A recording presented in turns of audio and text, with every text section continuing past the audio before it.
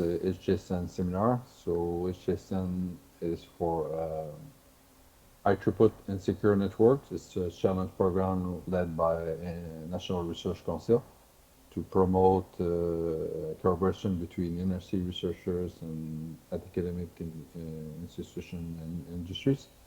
And we also have during these seminars the possibility we offer the possibility to others at the end to promote briefly the research groups or the companies working in the field or the subject of the seminar. So if anyone has 1 slide or 2 minutes presentation at the end of the seminar on free space optical communication or satellite communication, welcome to share what you have. So this week we also have the chance to have IEEE to share the announcement or this seminar to their audience or their members. This week we have the pleasure to listen to 3 students from Professor Alim Yannick-Meroglou from Carleton University. We'll start with Diraj Vatacharji, then Jantao Yang, and finally Ethan Curtis. I hope I'm pronouncing the names not too badly. So all of them are PhD students at Carleton University, and we'll have the pleasure to see what they have been doing, working on. So the floor is yours. We'll start with Diraj. And if you have any question, maybe keep them for at the end of each of the 3 presentations. You will have the pleasure to ask them. Thank you. Diraj, the floor is yours. Yeah, sure. Thank you, Boris. I'll try to share my screen.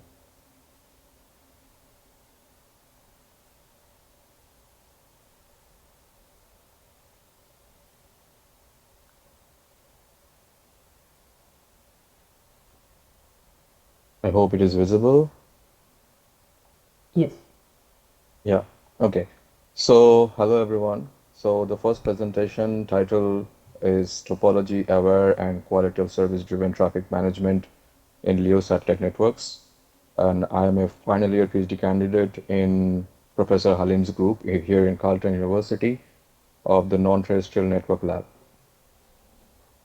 So the agenda of this presentation will start with the activities that we've been doing in previous HTSN project. Then we'll focus more on the studies that we were doing in current HTSN project, the publications, and then the future works.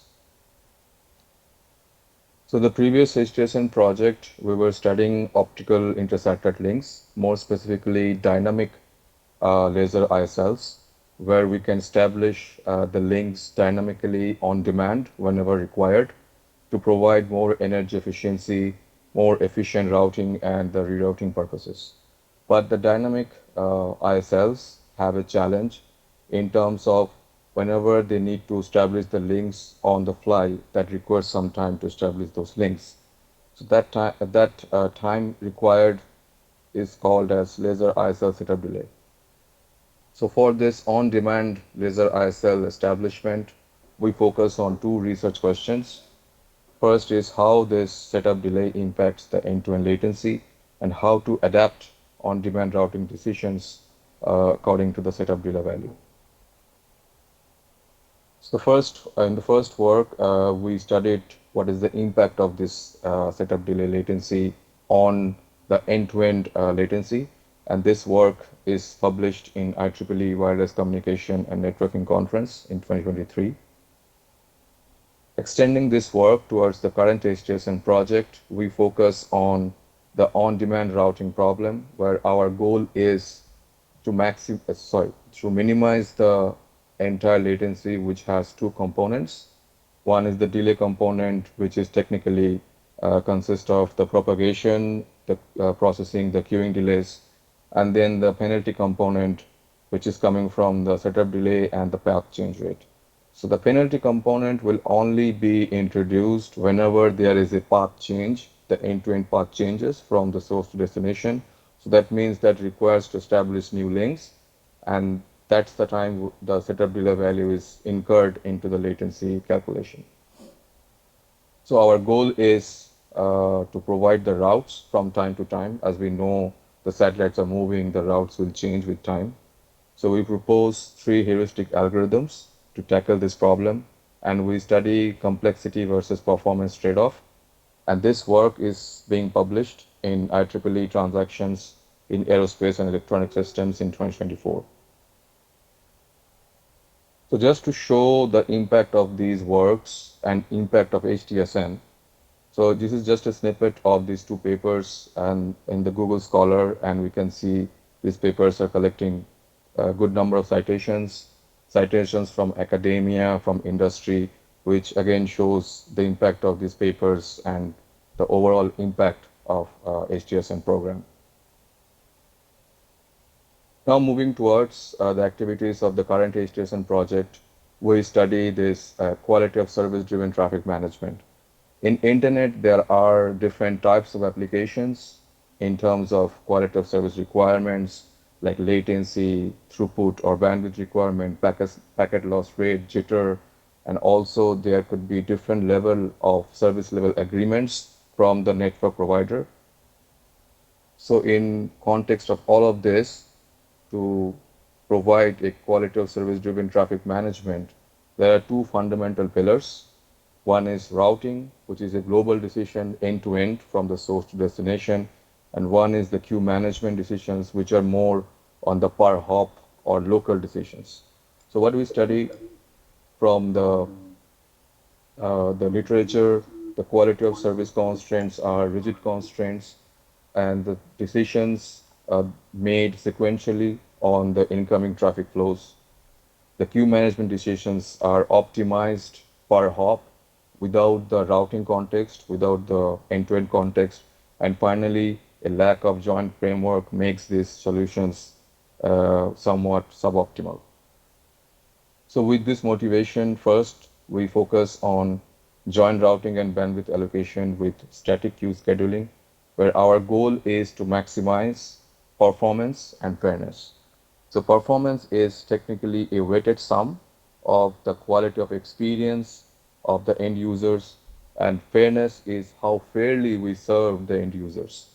And here the decision variables are routing, bandwidth allocation, and the packet loss decisions. As this is an NP-hard problem, we solve this heuristically. So there is another parameter, V, which is used to tune between performance and fairness to trade off what we actually require.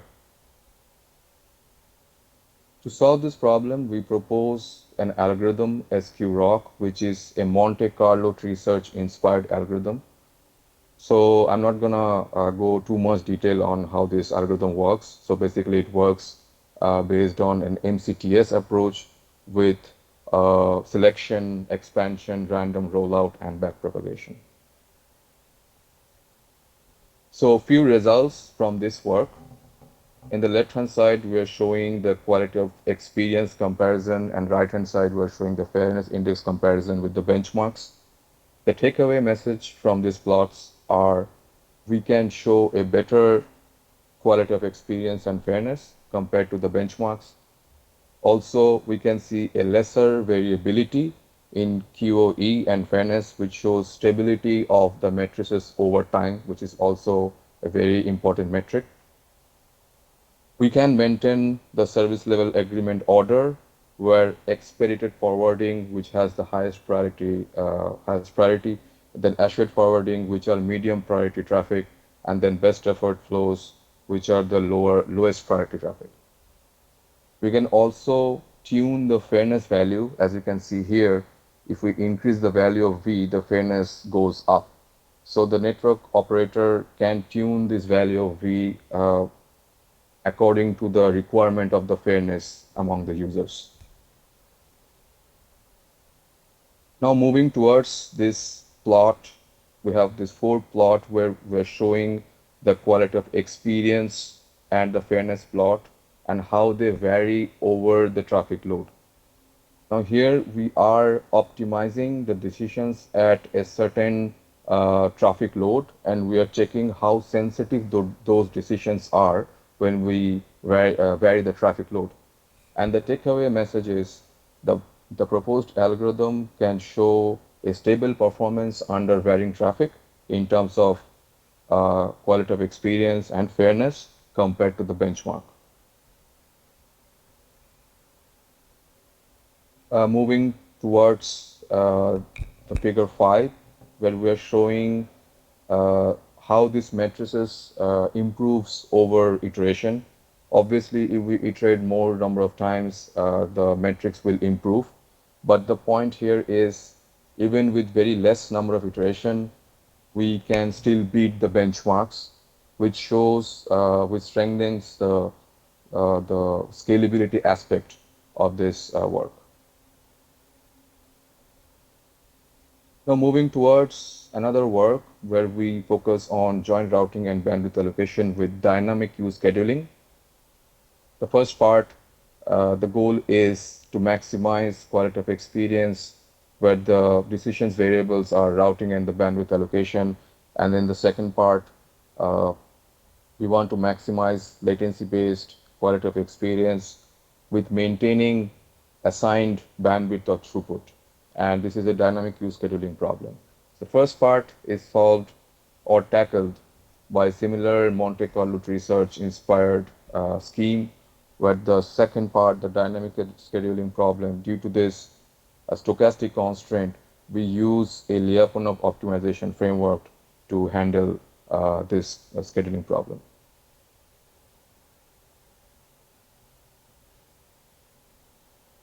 To solve this, we propose an algorithm DSRock where it starts from the MCTS model. So in each iteration, it gives us the route and the bandwidth configuration. This configuration goes to the satellite network at each egress ISL, where we estimate the latency-based quality of experience, and based on that, we perform scheduling at each egress intersatellite link based on the solution of the Lyapunov optimization. Now with this, we calculate a penalized objective.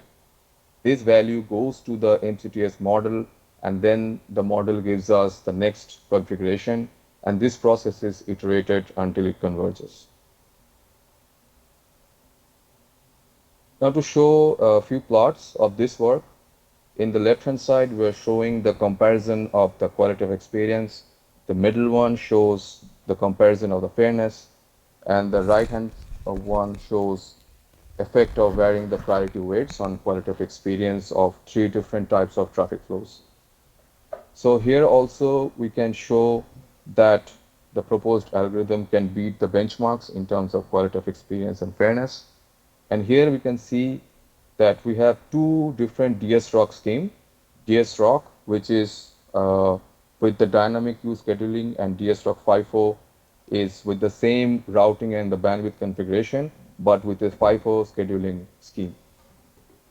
The reason of doing this, that we can show the importance or the significance of the routing and the bandwidth configuration, the MCTS model, and the Lyapunov optimization framework separately. And also we can see that the importance shift from scheduling to routing and the bandwidth calculation as the traffic sensitivity changes from latency driven to bandwidth driven. So if the flow or the traffic flow is more latency driven or latency sensitive, scheduling is more important. When the traffic flow is bandwidth driven, routing and the bandwidth allocation has the more impact on the user experience. So in terms of these works, we have two papers. One is SQRock, which is currently under review in IEEE transactions in network and service management. And the DSRock paper with dynamic scheduling is accepted and presented in IEEE Globcom 2025 just last week. To extend this work, we want to introduce more randomness into the network where users or traffic flows come into the network and leave the network randomly.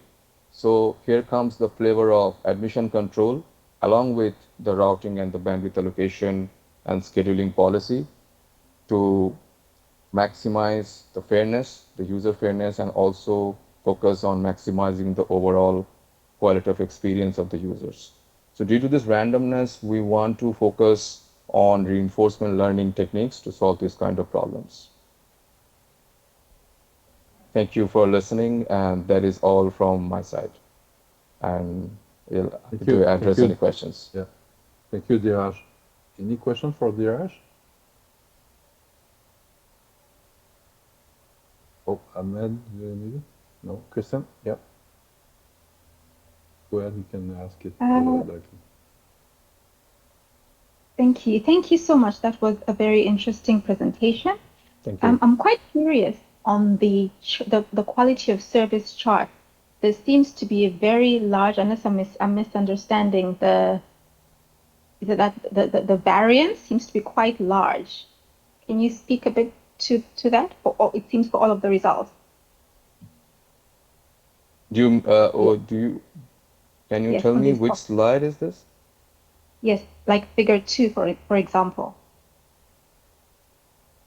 Like these ones? So these are the benchmarks where when we see uh, most of them, for some of the users, they have very less quality of experience. So that's why they are on the very lower end, and there are some uh, users which are having like very high quality of experience. So this is due to the fact that there are congestions in some part of the network and there is no congestion in the other part. So that is why they are like very much spread it for the benchmarks. But for the proposed scheme, we can see the variance is a lot lesser, that at least for these ones and these ones, like for expedited forwarding and assured forwarding. But we are sacrificing a little bit on the lowest priority traffic in that sense. Okay, makes sense. All right, thank you. Yeah, thank you. Any other question?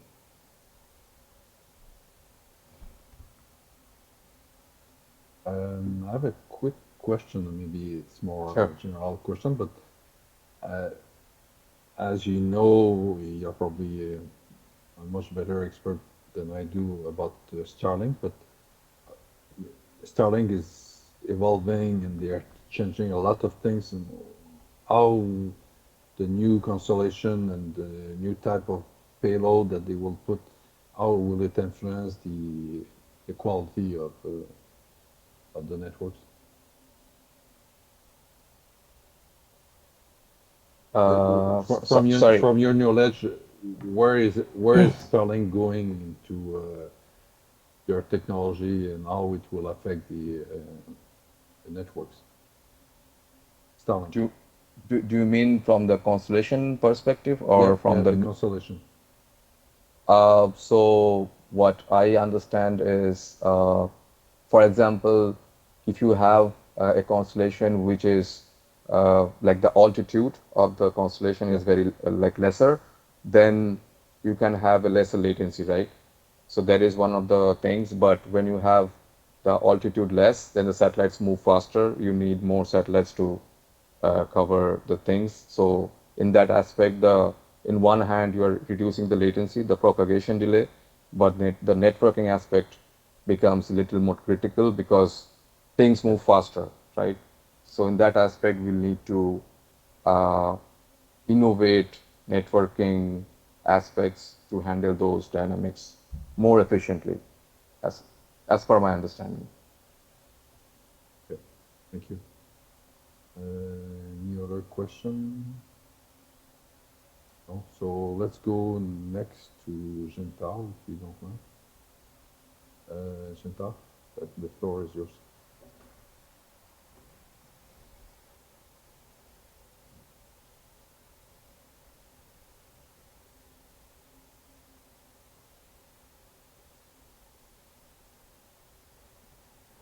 You're muted, Gental. Oh, hi. Sorry. Can you see my screen? Yep. Okay.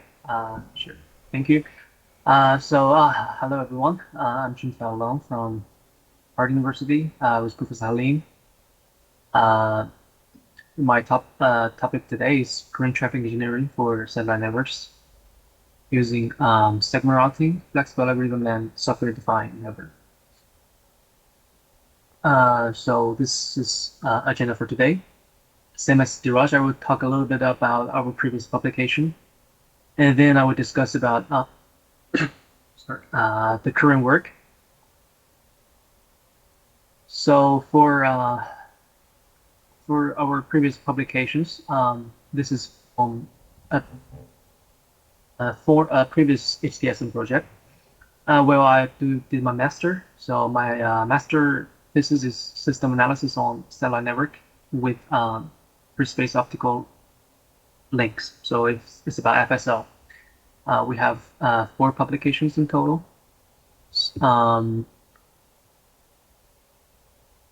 The first one is about a phasing parameter analysis.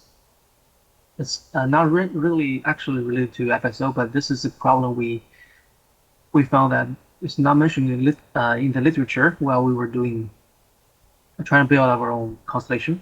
So we did some investigation, and then we tried to find out how to configure the this parameters when we can configure the satellite constellations. And we find out that it has some relationship with collision avoidance, and we employ the Starlink and Kuiper constellations, and we find some specific values to maintain safe separations. And then for the rest, focusing on FSO, why do we do all the work?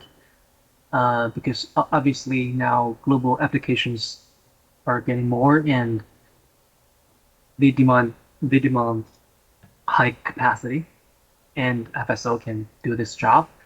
But of course, FSO intersatellite links and uplink and downlinks, they can offer huge capacity, but there is like attenuations or other things at the atmosphere, and also distance, elevation, angle, and link margins also need to be considered. And of course, for satellite, power is very important, right? Because if the battery is down, then the satellite is down.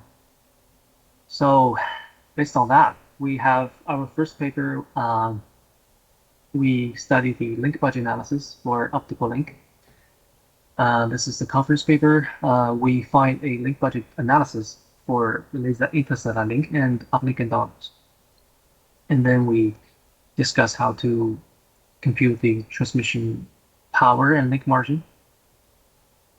This paper has been cited by the MATLAB optical satellite communication link budget analysis.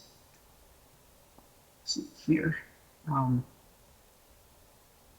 then based on that one, we have a second journal paper submitted to OJCOM, Open Journal of Communication Society. It's about a trade-off analysis of free space optical networks with multiple intercontinental connections.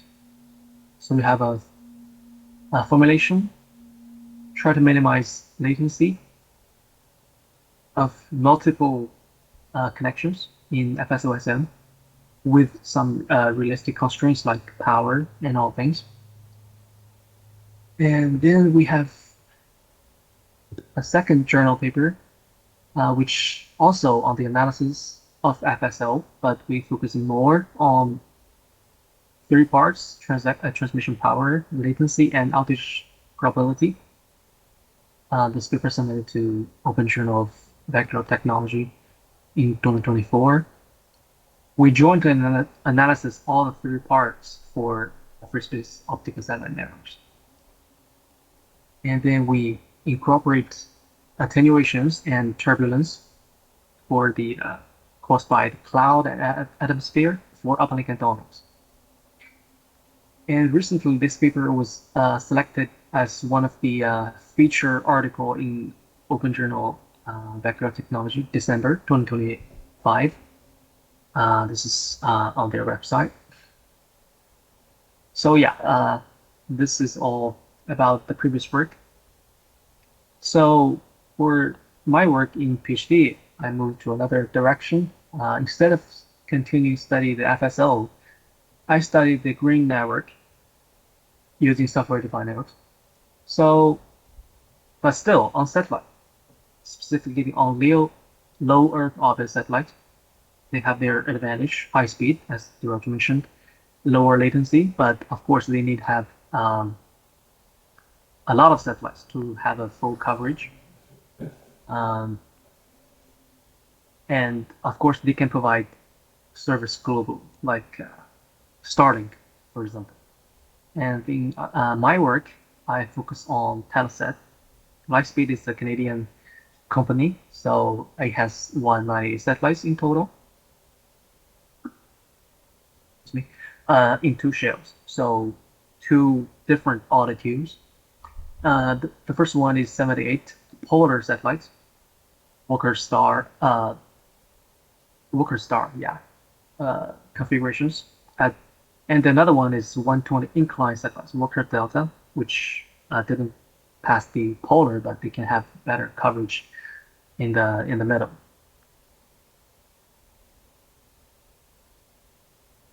And then why do we need green traffic engineering?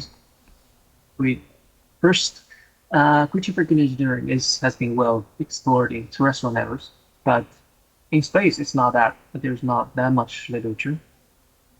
But on the other hand, space needs more considering in energy because we have limited energy source for satellites in space. It's just a solar panel that can harvest the energy.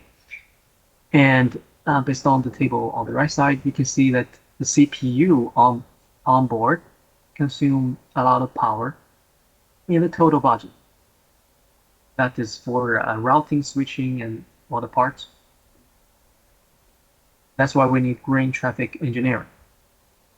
And how to do that, we use software-defined networks, which they can separate the control planes from data planes. Shown on the right side, they have application. We can put the application, and then we have the control planes. We configure the control planes, and then we connect with the data planes like satellites in this case.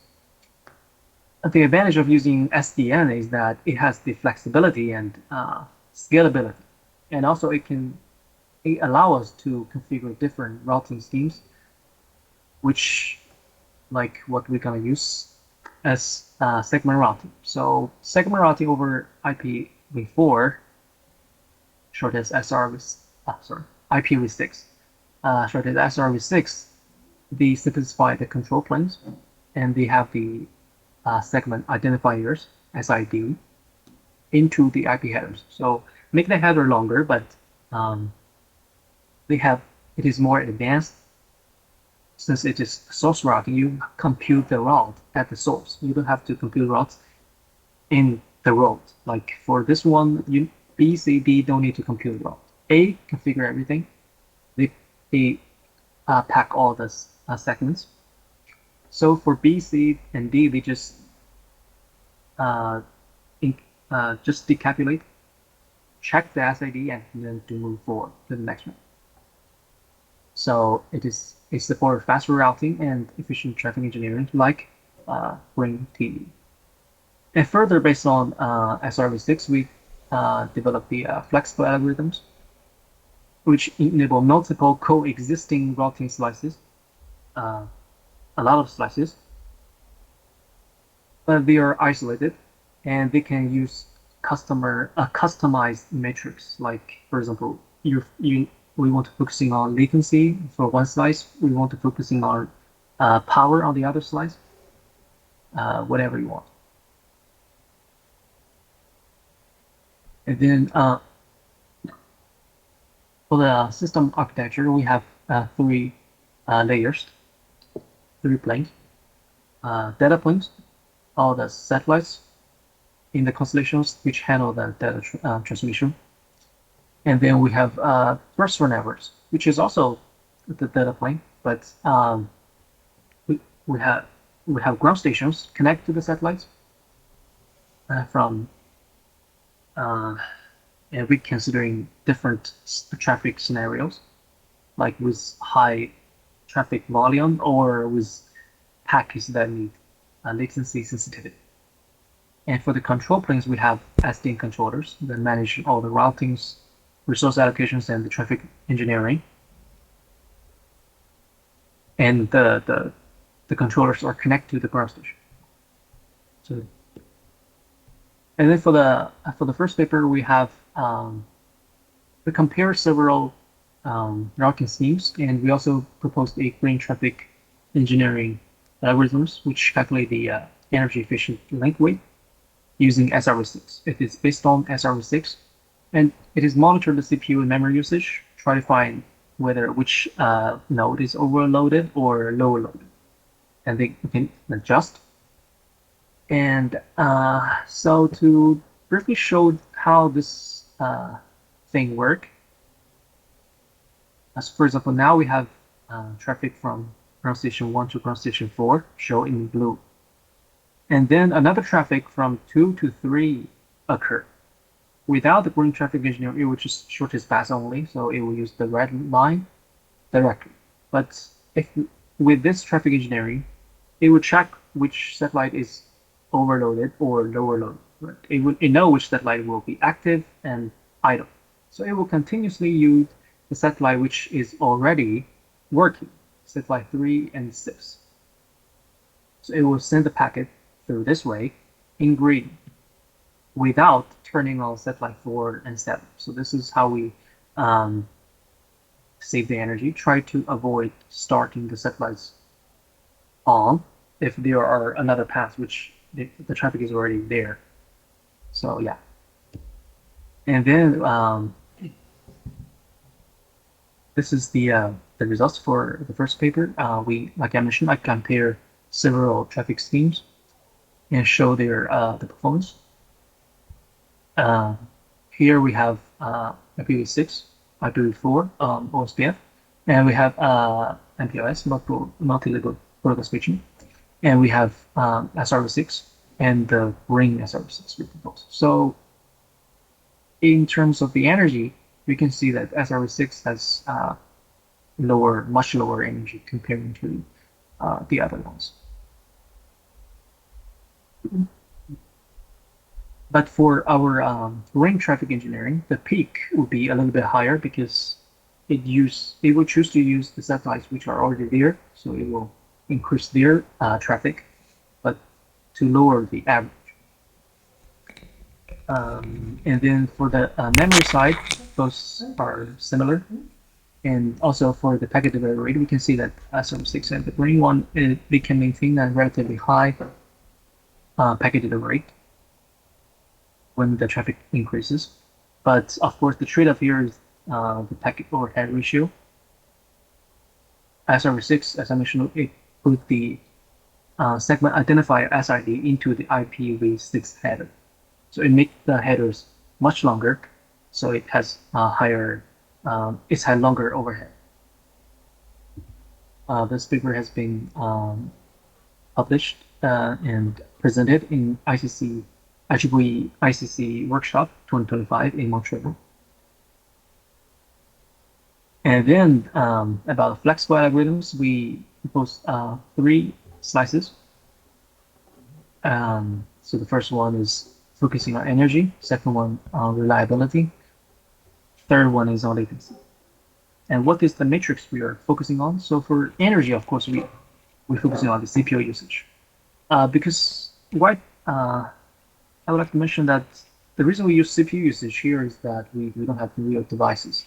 We can only do this in the virtual machine, so that is the only value that we can get to represent the energy consumption for routing switching, so CPU usage. And then for reliability, we depend on the packet delivery rate. And for latency, of course, it is the propagation delay. And we have optimization formulations. We have 3 parts. And we also consider several constraints. Each part figure 1 matrix. And then for the results of using the flexible algorithms, we show three different scenarios. With one is default when the traffic doesn't change, and then is the traffic with high demand, which means that for a certain time slots, the traffic will increase. And then for third one is with urgent flows. That means for some time slots, we will generate the packet which needs to be which is latency sensitive. And so from the figure, you can see that in default scenario, we will have this the flexible algorithm which will handle the energy. So the energy consumption is relatively low compared to the others. While for the high demand, for the flexible algorithms, the packet delivery didn't drop a lot because it will switch to the slices which will guarantee the reliability. And then for with urgent flows, again, this flexible algorithm can switch to the another slice which will configure the latency. So it will guarantee a low latency. Also, the CDF showed same trend. I won't discuss further. So this work has been accepted and presented in IEEE GlobeCon 2025 last week in Taipei. And then further, we implement the microseed,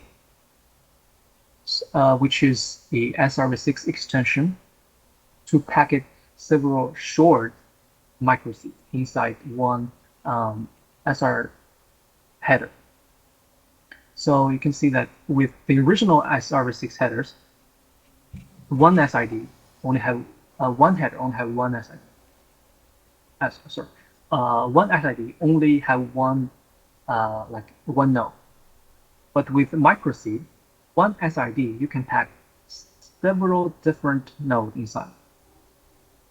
So that means the packet several 16-bit microseed inside of 128-bit SID. And since we can pack different several one inside one SID, this can reduce the SRv6 header up to 75%. And it's easy to for MTU, which when we have MTU constraints. And also it can have the full compatible with existing SRv6, meaning that it shrinks the packet overhead, but it doesn't affect the behavior or the performance of the network.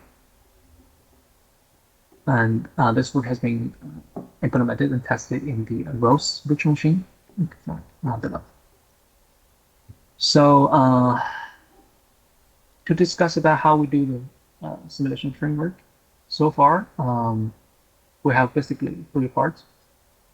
We have the MATLAB satellite constellation toolbox, which we generate the constellations and get the data, get the links, and we export the information to the virtual machine.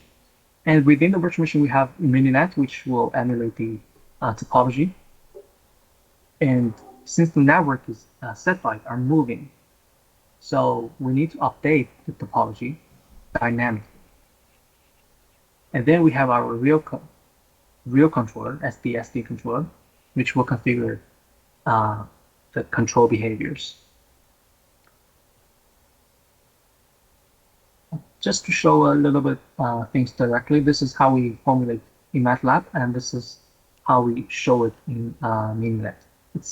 We can just import that to the virtual machine. And then for the SD controllers, we have server side, we have northbound, we connect to the green SRv6, and we have the optimization server, and we have the flexible algorithms. Also, we need to monitor the traffic. And then on the southbound, we connect to the data plane, which is the satellites and ground stations. Inside the control planes, we have different parts. We have parts to manage the topology, to manage the flow tables, manage the link, and we also need to manage the policies, and also connect to the other controllers. And then show that the results for using SRV6 with microseed, you can see that it has a similar behavior, but the overhead is much lower compared to the original SRV6. While the others, they maintain the same behavior. And also, we compare the performance with the green traffic engineering approach with flexible algorithm, but without optimization, and with the optimization.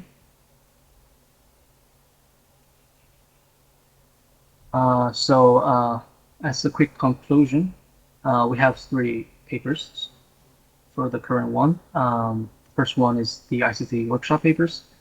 We propose a green traffic engineering with SRV6, and we also have a performance evaluations of different routing schemes.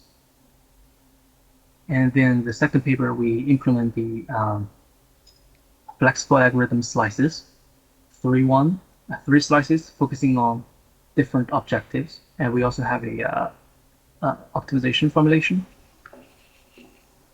But then for the journal, which hasn't been submitted yet, we implement the SID, a microseed, and then we have compared the different behaviors. And then for the future directions, we will implement the graphic neural network and deep reinforcement learning to forecast the LEO traffic behaviors, to implement machine learning and AI into it. And the second one is we can implement the controller, the energy for using for switching, and we also consider the energy for transmission, which combine my masterwork and the current work. So we can have a overall energy consumption analysis and traffic routing. So that's it. Thank you. I hope I didn't take too long. Thank you. Thank you. Well done. Any questions for Jinta?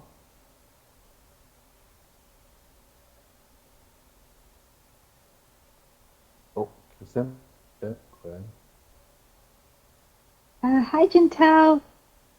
Congratulations on your papers being accepted. Thank you. I was quite curious, how much power are we talking about? Like, what is your transmit power, and how often are these satellites actually switched on?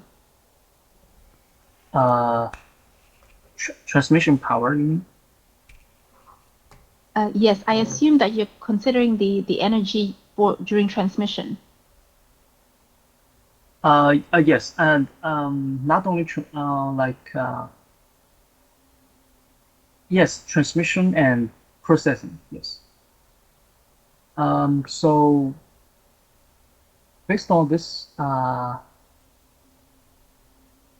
this table, I think this is like 2,500 megawatt over the total 1,400 milliwatt.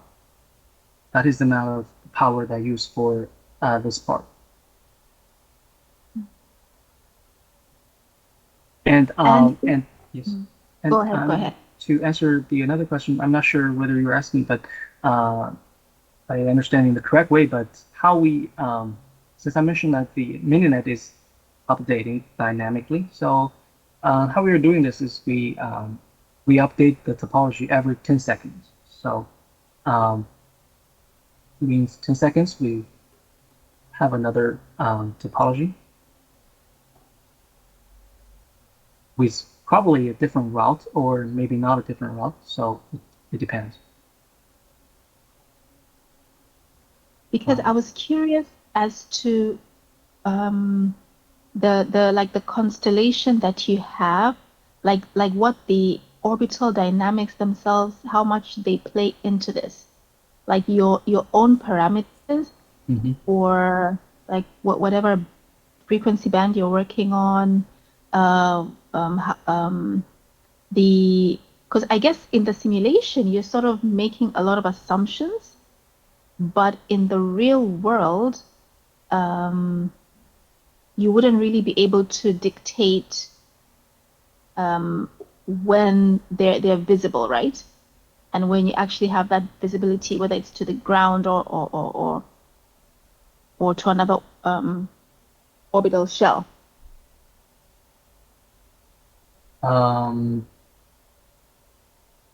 Like if you were to change if you were to change some parameters, would that make a lot of difference? Like I'm trying to wonder whether this is for a specific scenario or whether you've tested it across different types of scenarios, because I believe it would change quite a bit. You mean by parameters? You mean like the constellation parameters or the parameters like in the simulation? The constellation parameters.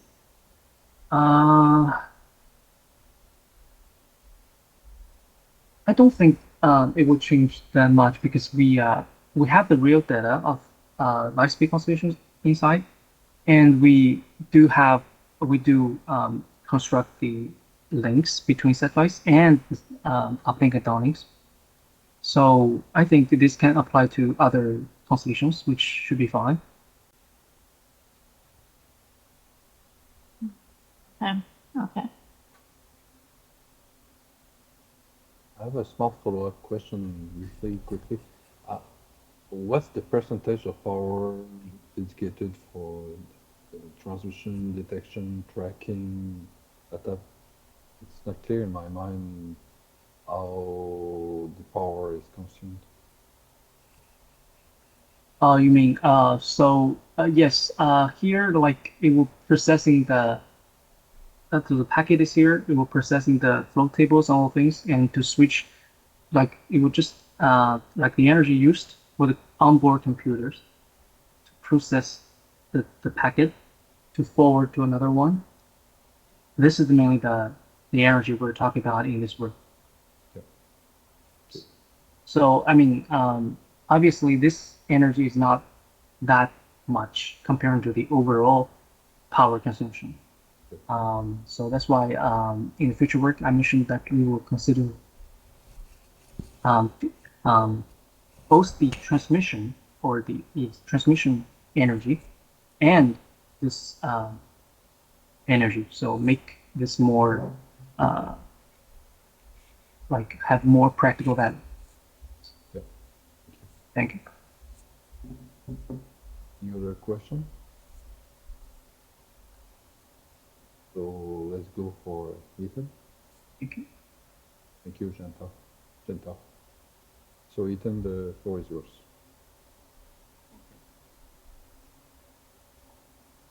If you could speak a bit louder because your microphone is not that sensitive. Okay, I can try. Yep. Is this okay? Yep, perfect. Oh, yeah. Okay, so hi everyone. I'm going to be presenting optical downlink scheduling in adverse weather conditions for delay-tolerant LEO satellite networks. So agenda, I'll just go over some basics of satellite IoT, the challenges with optical downlink for these delay-tolerant networks. I'll go over the problem formulation, the solutions we explored, the results, and then future directions.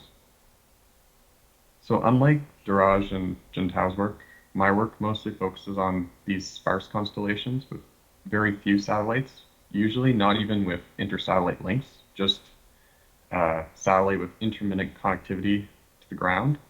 And these are frequently used for satellite IoT and Earth observation. So we're going to have just a certain number of opportunities to basically deliver the data that we collected either on the satellite through an Earth observation sensor or data we collected from remote IoT devices in, say, like the Arctic, and deliver it to ground stations that are connected to the core network where we can deliver the data to the internet. So this is kind of the framework that we're working in. The challenges that we're starting to have with these is that the data that we're producing on these satellites or collecting with these satellites is rapidly increasing. So free space optical links, given their high data rate, seem like an attractive option, but there's problems with adverse weather conditions interrupting the links.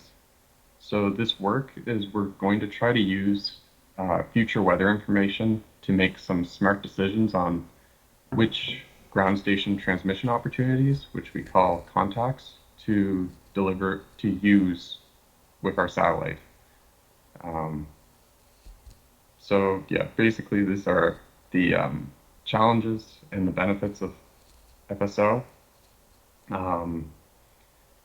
And our objective is basically to not waste energy trying to transmit through the clouds or trying to establish connection with the optical ground station, but still deliver all of our data. And this becomes a bit of a trade-off because many of the contacts will have partial cloud cover.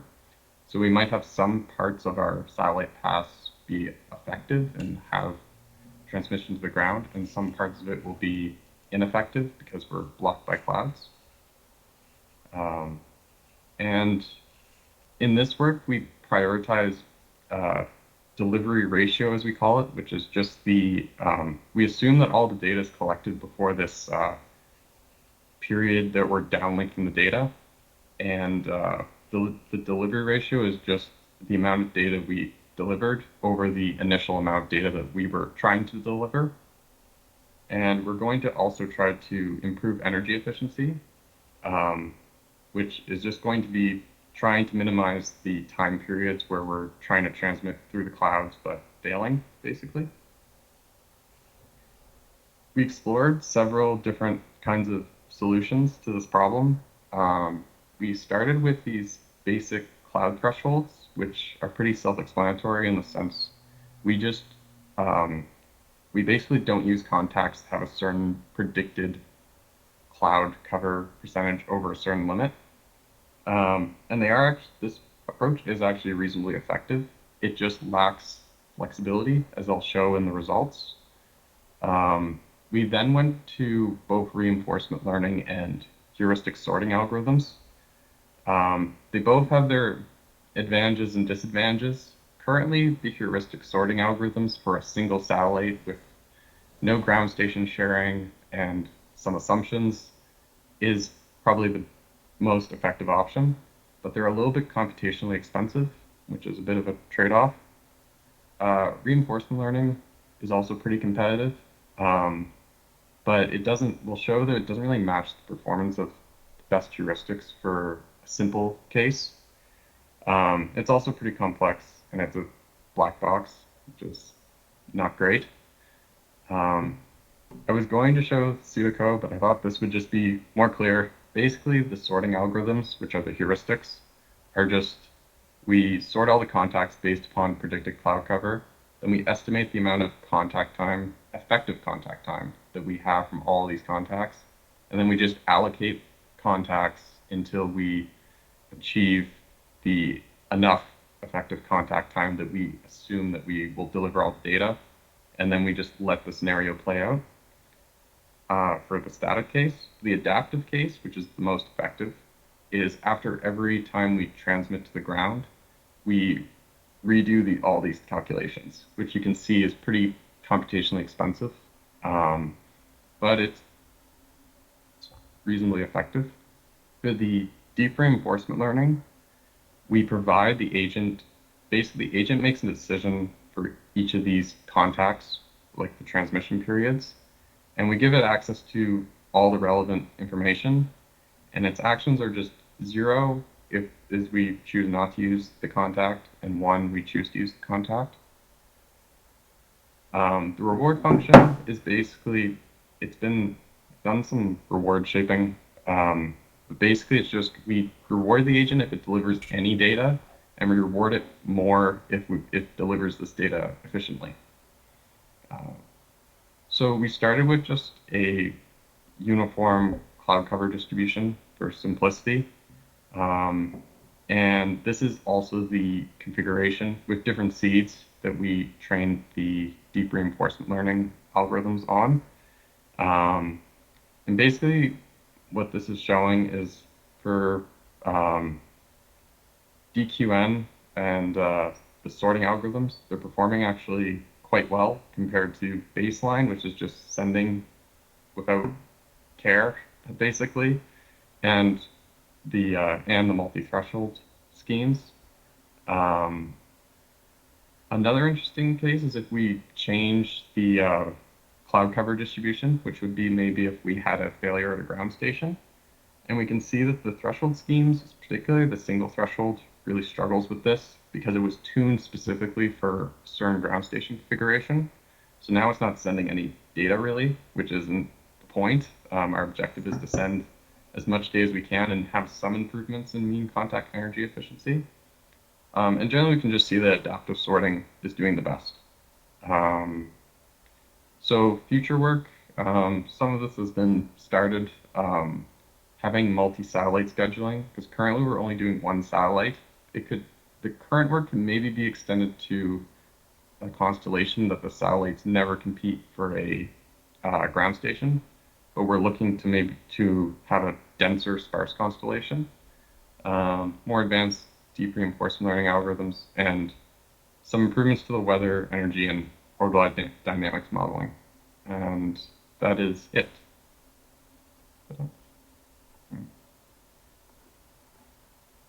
Thank you, Ethan. Any question?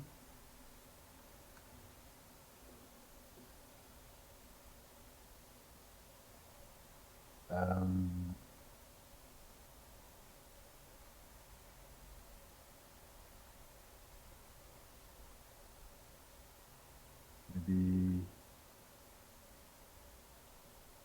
there's no question. Maybe a question for everyone, or are your slides going to be available for people that attended and like to contact you later on? Maybe Pablo, maybe? Yeah, I saw one message in the chat asking if the presentations would be available, and yes, we can make them available. Actually, there is a link. Let me see if I can find it. We have a repository with all of these presentations. I will put it here in the chat in the meanwhile. Yeah, there it is. Presentations 4, 5, and 6 are from Diraj, Ethan, and Jintao. So you can get it from there in the chat. Okay, thank you. So thank you, Diraj, Jintao, and Ethan. Now we left, or we're asking everyone attending that if they wish to present really briefly what they're doing research in their group or in their company about free space optics, to take 1-2 minutes to present if they wish. There are none, but I'm just opening the floor to everyone who wish to say a few words. Are there any people interested to describe what they are doing in free space optics?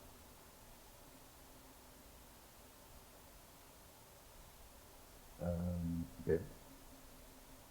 So I'll simply thank again Diraj, Jintao, and Ethan, and give my